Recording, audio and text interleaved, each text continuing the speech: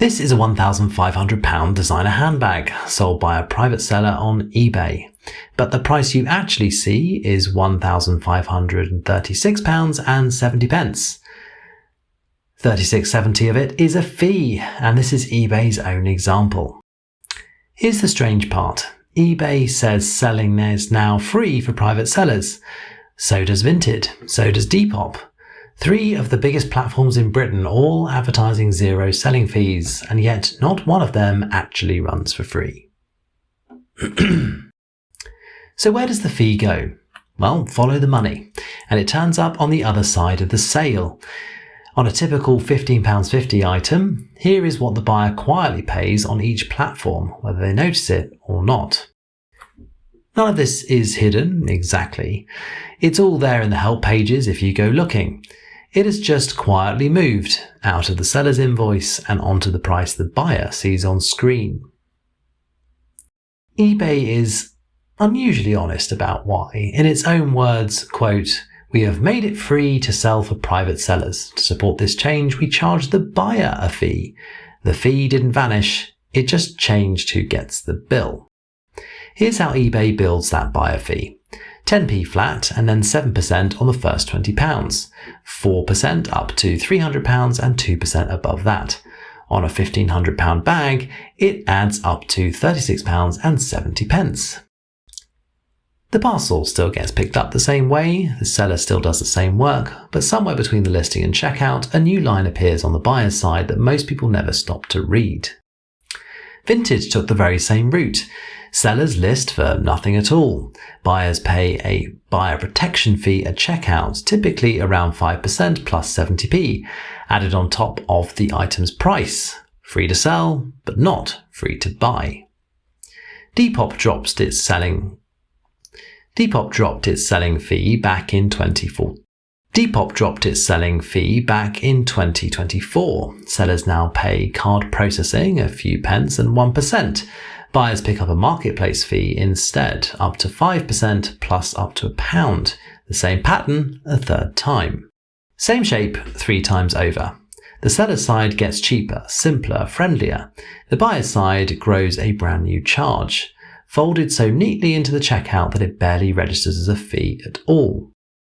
And notice who didn't get the free deal. eBay business sellers still pay to sell, nearly 12% in clothing, plus a per order charge and a small regulatory fee. Free selling was only ever offered to private sellers. And one platform never pretended at all. Vestiaire Collective still charges the seller openly a £10 flat fee on cheaper items, 12% above £83 plus a payment fee on top. No free selling slogan anywhere in sight. So the platforms all handle the fee differently, and they all point you at the same happy word, free. To see what the word is really worth, you have to look at the prices people actually pay. So how much does any of this cost real people? Worthmore has researched and priced 75,544 second-hand items across the UK market, and the honest answer is it depends entirely on how much your thing is worth. Because here is what the second-hand market really looks like. 56% of everything sits under £20. Only 7.7% is worth more than £200. The typical item is worth just £15.50. And this is the catch nobody advertises. eBay's buyer fee is proportionally heaviest on the cheapest things, around 8% on a £9.50 bag, barely 4% on a £225 one. The cheaper the item, the bigger the bite. And the cheap end isn't some tiny corner of this market, it is the middle of it. More than half of everything bought and sold second-hand in Britain sits right in the zone where the fee hurts most. Take a typical second-hand Zara bag, worth about £9.50. On Vestiaire, the £10 flat fee plus a £3 minimum payment charge comes to £13. The fees cost more than the bag. It simply cannot be sold there at a profit. Which is exactly why the cheap stuff lives on Vinted and the luxury lives on Vestiaire. Nobody decided this on purpose. The fee structure quietly sorts the whole market for you, item by item, price by price. Now go upmarket. A typical second-hand mulberry bag sells for £225. On Vinted or eBay, a private seller keeps all of this. On Vestiaire, commission and fees take around £34, leaving the seller around £191.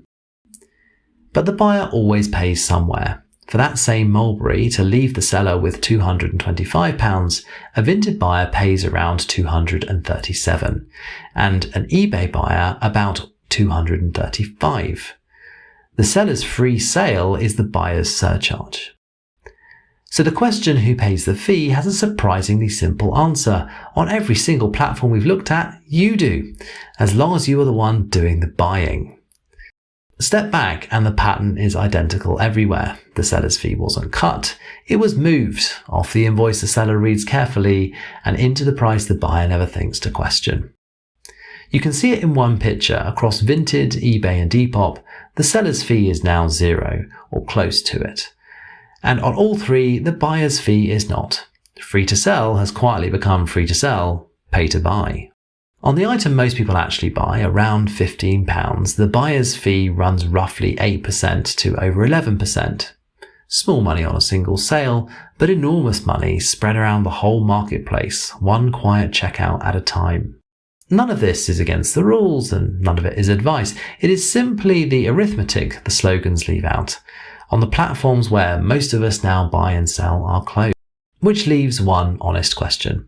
If a fee is folded invisibly into the price you see, not added at the till, just baked quietly into the number, is it still a fee at all? Or is it simply just the price now? If you'd like to see the real fee on any sale on either side before you buy or before you list, the Worthmore fee calculator is linked below. Because someone always pays, the only question worth asking is who.